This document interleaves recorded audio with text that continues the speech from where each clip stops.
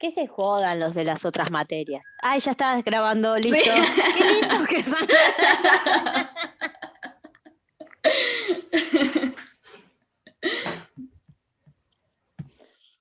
Me encanta porque todos cuando me mandan mensajes se piensan que son lo único en mi vida, como cualquier chongo. Entonces te mandan un mensaje, profe, yo bla bla bla bla bla bla bla bla bla. Y yo, pare. ¿Y usted quién es? ¿Qué materia cursa? ¿Qué sé yo? Ah. Y Y sí. ahora aparece un montón de gente que yo ni me sabía el nombre. Tipo Pablo Flores, una cosa así. Bueno, pero ya le pudo poner una cara. Bueno, de psicoanálisis nos faltaba muy poquito, que creo que hasta lo habíamos más o menos mencionado, pero yo quería como explicar un poquito más algunos conceptos para que queden bien claros. Ah, igual también les taladré la cabeza con audios, ¿no? Y escribí arriba del texto y contesté todas las preguntas. Ah, que estuve a full ese día, me encerré en el baño un rato para grabar tranquila. Lo del Edipo invertido, o sea, todas las preguntas del Classroom estaban. Sí, y aparte, creo que escribí arriba de alguna hoja, no me Sí. acuerdo. La Metáfora primera paterna. pregunta que hizo Jen, que Sí, creo que era de la página 174, la contestó en la hoja, en la página. y 175 y 176 también, ¿eh? Sí. Escribió Pero en la esa página. no la subió a esas hojas, subió una sola página. No, En la- 175 y 176 las contestó en el audio del grupo. Está, bien. Bueno, entonces quería saber si más o menos se había entendido todo eso, porque eso es lo básico, y un poquito más, que es lo que vamos a ver ahora, que es el tema del objeto parcial o el objeto fálico, y terminar la ecuación. Pero después, lo que es más importante, ya estaríamos. Nos faltó un poquito por ahí Consulta, ajustar el profe. tema del cuadro y nada más. Sí. Nosotros tenemos que saber los conceptos, todo esto, los 3 tiempos, el Edipo invertido, ahora lo que va a explicar del objeto parcial, pero esa ecuación que aparece en 5 millones de ecuaciones, no sabemos si estamos en matemáticas o en psicología, que aparecen un montón de ecuaciones, ¿eso también lo tenemos que saber, las ecuaciones? Esas dos nada más, ¿eh? La que aparecen en la página 179 y 180, que es la misma. Nada más que tiene otra fórmula, nada más. O sea, que tiene otra representación, pero es lo mismo, que son esas 2 o 3 páginas que nos faltan ahora al final y nada más. Eso es lo Bueno. básico. Lo que agreguemos, deberían saberlo. No lo voy a tomar en las mesas de diciembre y febrero, pero si dejan dormir la materia 3 años, sí se los voy a tomar. Forclusión no la va a tomar. No, solo lo que está acá. ¿Por qué no me avisó antes de leerlo? Mejor, así sabe más. Creo que no lo voy a tomar. Por ahí sí. Bueno, ahora lo tomo, porque Hilda ya lo leyó. No, Profe, no lo tome. Igual, por más que yo no lo explique y que diga que no lo tomo, está grabado, no lo tomo en diciembre o en febrero, ¿eh? No, está bien. Solo En le 2 quiero hacer... años, en 2 años me embarazo, me pido licencia y hay una suplente y les va a tomar. Y si usted dijo que ni en pedo iba a estar casada, que ni en pedo iba a tener más hijos, qué sé yo. No, más hijos no habré dicho, búsqueme la grabación, porque si fuera por mí te tengo 2 más seguro. Casada es otra cosa. ¿Quién Bueno. pudiera, profe, la verdad? Casarme Bueno, no me caso. no, está bien. Bueno, Igual, ¿tenemos? Sí. la conclusión sería cuando el niño no sale del complejo de Edipo con el significante del nombre del padre. No, No, cualquier cosa. claro. No, sí está bien, porque, ¿Bien? digamos, está dicho a lo bruto. Sí, como soy yo. No, sin conceptos. Pero es cuando el niño no atraviesa, o sea, no pasa, no hace el pasaje a la fase edípica y quedan las primeras etapas, que son las etapas preedípicas. Bueno. Entonces, está bien esto que usted dijo de que no tiene el significante del nombre del padre, porque eso se obtiene hacia el final. Y si ustedes ven la referencia que él hace en las páginas 179 y 180, donde explica que el significante del nombre del padre justamente es ubicar al padre en el campo de lo simbólico, Sí. y que como ustedes van viendo en el cuadro, el campo de lo simbólico es lo último. En el campo, si se queda en el campo de lo imaginario o si se queda en el campo de lo real, entonces hace un mecanismo distinto, que es lo que yo les puse, les contesté en algún lado, no sé si en un audio, en el chat o en dónde, que tenemos tres mecanismos Yo puse tilde a básicos. todo, el dibujito se ve bien. ¿Sí? Sí. Tenemos tres mecanismos. La represión, que es el que nosotros más conocemos y más estudiamos, es para los neuróticos. La forclusión es para la psicosis, que es la no existencia, pero no es como ausencia de algo que estuvo, sino es algo que no está marcado, digamos, porque vieron que ausente en otros capítulos lo explica. Si yo tomo lista, vieron que le está dando seminarios y clases. Si yo tomo lista, le pongo ausente a alguien que está inscrito en mi lista, ¿sí? En cambio, forcluido es que no existe, que no se grabó nunca, ¿sí? Eso es forcluido. No es una palabra que tenga una traducción común al español. Y después está la renegación o desestimación, que es para la perversión. Sí, desprendido nos había dicho, creo. Bueno, ¿No? creo que es desestimado. Bueno, igual más o menos es en el mismo orden. La desestimación Sí. o la desmentida es como saber que es así, saber que está la castración, saber que está la frustración, pero no reconocerlo, que es lo que pasa en la perversión. Es como si omitiera la parte de la regla, que es la de lo simbólico justamente, que es el campo de lo simbólico, el campo de lo social, el campo de la norma, de las leyes. Lo que viene a estructurar la constitución del aparato psíquico justamente es el significante del nombre del padre, que es la ley, lo que ustedes siempre estudian como función paterna en relación con la ley y con la reglamentación. Eso es lo simbólico. Bueno, la desmentida, que es la perversión, lo que hace es evitar eso. Por eso, por ejemplo, es muy fácil explicar una perversión en relación a abuso sexual o a violación, porque se corre de la normativa. Entonces, lo que hace no es que supone que está bien o mal, porque no registra lo que está bien o mal. No le interesa seguir una norma. Entonces, por eso puede avanzar en relación con eso. ¿Se entiende?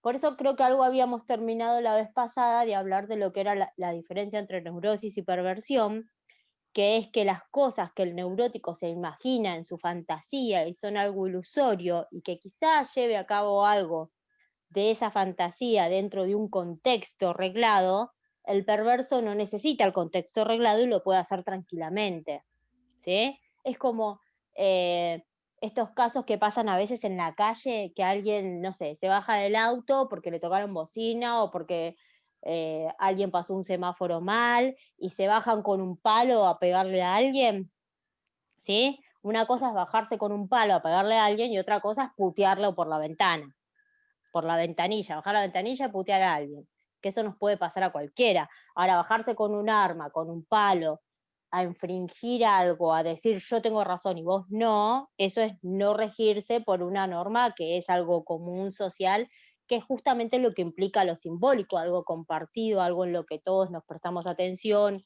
algo en lo que todos estamos de acuerdo, o sea, estamos de acuerdo que vamos a seguir más allá de que nos guste o no esa normativa o esa ley. ¿Se entiende? Sí, entonces acá hay muchos que están mal porque es bastante frecuente que pase eso.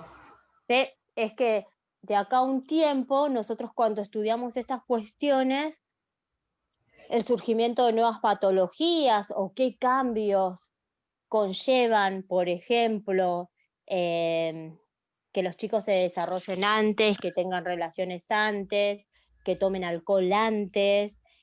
Todo eso conlleva una constitución del aparato psíquico distinta, donde hay quiebres que se generan, que justamente son los que causan esto. Por eso estudiamos mucho lo que son las familias ensambladas, qué pasa con los chicos que no tienen un papá presente, por qué cada vez más surgen estos casos de violencia de género o de tipos que pueden lastimar a los hijos. Sí. Bueno, todas estas cuestiones tienen que ver con eso, con que algo pasó en este momento temprano que lo importante para nosotros es que ustedes van a trabajar con chicos que están constituyendo su aparato psíquico. Entonces ustedes son los que se van a dar cuenta muchas veces que algo no funciona dentro de la casa. Y eso es lo importante que nosotros tenemos que tener como una luz ahí. Te prefiero preguntar 10 millones de veces lo mismo o insistir 10 millones de veces en la casa, en la familia, con la mamá, con un tío, con alguien, que hacer como la vista gorda o dejar que pase o no ser intrusivo en la casa o en la familia, porque Sí. hay cosas, hay detalles pequeñitos que nosotros nos podemos dar cuenta. Por ejemplo, uso este ejemplo, no sé si está bien, pero bueno. ¿Vieron en el dibujo que yo les puse de teoría y técnicas para que hicieran el tema de familia? Sí. Yo lo puse porque era de mi nene y nada, y a mí me gustaba, pero la idea era que ustedes, los que quisieran y tuvieran la oportunidad, buscaran otros dibujos de ejemplo. Y un montón analizaron ese dibujo. Entonces, eso de poder ver en un dibujo qué es lo que pasa en esa familia, obviamente que con un dibujo no van a decir mucho, pero ver el hilo, porque yo en el jardín o en la escuela primaria tengo más dibujos de ese nene, tengo más dibujos, tengo el discurso de la maestra, tengo el cuaderno, tengo lo que sabemos en dirección de la mamá, si viene, si no viene, si está presente, si no está presente y demás. Entonces, con todo ese correlato yo puedo pensar algo más, ¿sí? Entonces puedo pensar, no sé, quién es importante en esa familia o quién no es tan importante, qué es lo que el nene me está demostrando, y si fuera que, por ejemplo, hay alguna forma de abuso o de agresión o de violencia, y también yo puedo ver algo de eso en el dibujo, está bien preguntar y está bien acercarse y no por ahí pensar que uno va a ser juzgativo o valorativo de esa familia. Si uno va a preguntar nada más, no va a generar eso, o no debería generar eso. ¿Se entiende? Sí. Nosotros estamos trabajando con eso, y por ahí una pelotudez tan chiquita que le pasó al niño de la escuela primaria, es importante en relación con esto, y nosotros no lo generamos como que fuera algo tan importante, y sí es algo muy importante. Y hay cosas que las mamás no saben. Hay cosas que hay que estar enseñándoles o hay que estar marcándoles para que presten atención. No sé. Bueno, un montón de cosas. Ustedes van a ver cada cosa después. Sí. Van a escuchar cada caso. No sé, después de tanto que vemos y que hablamos de las mujeres y de la violencia y de que si tu hija te dice algo y,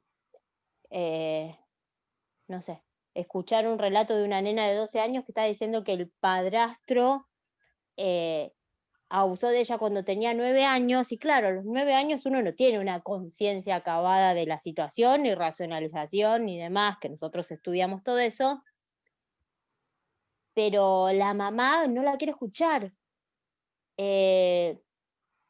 No sé, es como decirle, no le cree, echó al tipo de la casa y todo, está haciendo todos los pasos legales, pero ella piensa que la nena está mintiendo. Y más allá de que la nena lo haya imaginado, lo haya fantaseado, que estaba media dormida, que estaba media despierta, no importa eso. Lo que importa es lo que está diciendo. Algo le pasó en algún momento. No sé si con ese tipo, con otro tipo, con el tío, con no sé qué. Después cuando uno va a hacer la entrevista y escucha un relato seguido de que, resulta que el tío una vez le tocó la cola a no sé quién, y más o menos ella tenía 8 o 9 años, entonces era como, pasó 2 veces en 2 situaciones distintas con 2 hombres grandes, y todavía la mamá no le cree. Entonces es muy, y la mamá no es que sea mala madre, ni es que no les presta atención, pero se nota en la palabra y en cómo lo relata y en cómo lo describe, como que bueno, no importa si ella se va a vivir con la abuela para que el tipo vuelva. Cosas así, no, bueno, es difícil a veces. Es difícil escucharlo, pero uno tiene que entrenarse para eso también, porque uno no se puede poner a llorar con el nene porque me está contando algo triste. Bueno, vamos con las Y cosas ahí me voy a de... tener que entrenar a full yo. Es difícil. Nosotros cuando tomábamos examen en la facultad de psicología a psicólogos, y yo tenía chicos de segundo año que les estaba tomando examen y se me ponían a llorar porque se ponían nerviosos. Y ya está, bueno, está bien, qué feo, no sé qué, prepárate de nuevo, estudia de nuevo, porque te voy a poner un 2, porque vos no podés llorar porque tenés que dar psicoanálisis, porque tenés que dar Freud, te parece difícil, o estás nervioso, porque cuando vengas a escuchar un caso terrible de abuso, de violación o de cualquier cosa, no te podés poner a llorar con la persona. Claro. Bueno, No. y bueno, vamos con lo puntual acá del texto, ¿sí? Bueno. Estarían otra quedando pregunta? 5 minutitos. ¡Ya! Ya.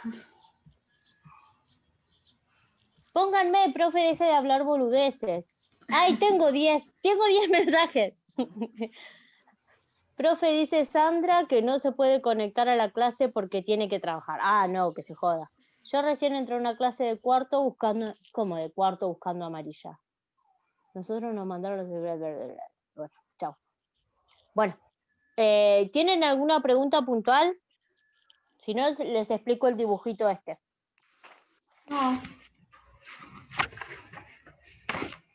Bueno, entiendan que lo que explica en la página 179 y 180 con la ecuación es lo que significa la metáfora.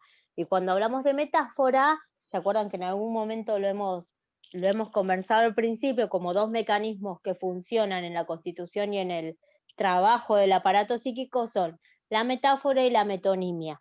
La metonimia une significantes encadenados. Y la metáfora lo que hace es sustituir significantes de esa cadena. Entonces, el niño entra, cuando nosotros tenemos en el primer tiempo del Edipo, donde tienen padre real, castración imaginario, el niño allí entra unido a la mamá, ¿sí? Unido a la función materna, que es la que le da sentido y significado, ¿sí? Cuando el nene está unido a la mamá, de lo que estamos hablando ahí es que la mamá, para hacer todo lo que nosotros estudiamos con Pierre al principio, la mamá tiene que tener a ese bebé como un objeto fálico. ¿Por qué? Porque es un objeto de su deseo. Los objetos fálicos u objetos metonímicos, lo van a leer en la parte de adelante de la forclusión. Los objetos parciales son eso, objetos parciales que cubren el deseo en un momento determinado, pero después es como que vinieran a cubrir el agujero con algo más chiquitito, entonces siempre queda un borde ahí, y en el deseo siempre hay bordes que van trabajando de nuevo, ¿sí? Haciendo que el aparato psíquico busque algo más para compensar y para poder ser satisfecho de alguna manera. Entonces, el objeto fálico, que es el bebé y entra al Edipo, y en las fases preedípicas,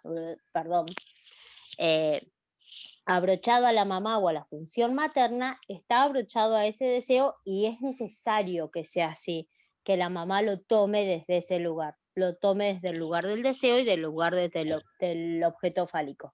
Entonces, lo que pasa allí es lo siguiente. Ustedes tienen los 2 significantes que son el padre y la mamá, ¿sí? Después tenemos la mamá con la significación fálica, que es el deseo materno, y la significación fálica, al ser parcial y es imaginaria, fíjense ustedes que está escrito con minúscula, el falo. todo eso lo que tiene que dar es un trueque. Lo explica de dos maneras. El padre y la madre en tanto significantes en la página 179 tiene que pasar al otro lado donde va la significación con una X. Y la X, ¿qué es lo que pasa en las ecuaciones de matemática, como decía Hilda? La X es lo que tenemos que despejar. Entonces, lo que tenemos que cambiar es esa X. El deseo fálico materno va a cambiar porque el deseo cambia. Por eso es que él explica esta ida y vuelta y dice, la mamá, que es la mamá que al principio está todo el tiempo con el nene, lo absorbe, lo cubre, cualifica, nombra, da significación y bla, bla, bla, bla, bla, en un momento ese deseo se agota y ese deseo fálico tiene que correrse. La mamá entonces empieza a ir y venir, dice Lacan. Y es la mamá que se va un ratito, que se va a comprar, que no está todo el tiempo con el bebé, que necesita hacer cosas para ella y bla, bla, bla, bla, bla, que se va a estudiar al profesorado a la noche. Entonces, esa mamá está corriendo el deseo fálico y ese deseo ya no va a quedar en el nene. Entonces ahí es donde empieza a generarse más el campo de lo que tiene que ver con la palabra y el significante que nombra al padre. Y es la mamá entonces que tiene que dar lugar a eso, que va combinado con justamente que su deseo va cambiando.